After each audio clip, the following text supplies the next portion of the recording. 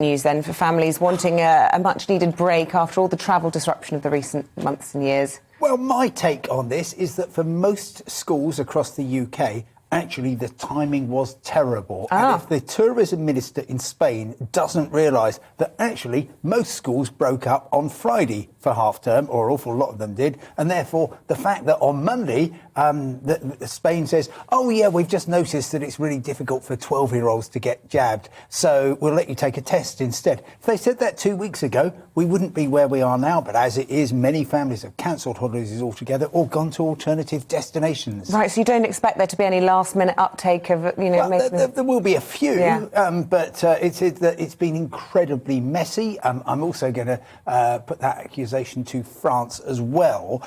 This is a sort of relic of Omicron. You might remember, we talked about it before Christmas, a week before Christmas, France suddenly says, right, Brits keep out. Oh, and then when you can come back in, you're all going to have a test. Well, finally, on Friday night, just before half-term for a lot of schools, the French said, oh, yeah, you don't need to worry about the test starting tomorrow. By which stage, of course, tens of thousands of families have bought all their tests, paid money, taken the tests, and then Saturday morning nobody was interested in them. But... Sorry, go ahead. The pace is very much accelerating, moving towards opening up right across Europe and the world. And, with a bit of luck this time next week, I'd like to be speaking to you from Sydney Harbour. Oh, fantastic. First Brits allowed back in next Monday morning. Good man. You talk about opening up across Europe. Then we get to Ukraine and we get a heightening of the situation there. Does that impact at all on air traffic? Very, very much so. Well, let's take a few examples. KLM, the Dutch airline, on Saturday suddenly cancelled all their flights in and out of Kiev, the capital. Many people were booked to fly out there because obviously governments had just said, right, out you get. I've talked to one or two people who managed to get out on other airlines, but very messy.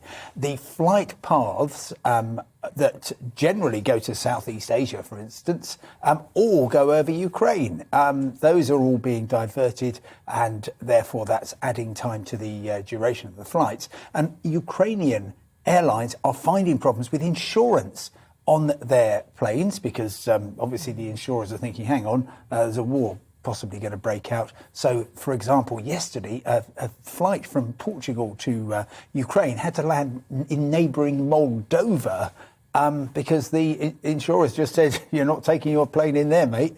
So they're trying to sort that out. And overnight, the Ukrainian government has put up nearly £500 million in assurances for the insurance companies to allow flights to continue. Very messy. And, of course, whenever there's a sign of any conflict, people think, actually, I was just going to go to the Canaries, but I'm not so sure now, which is perhaps irrational, but that's how people are emotionally. Gosh,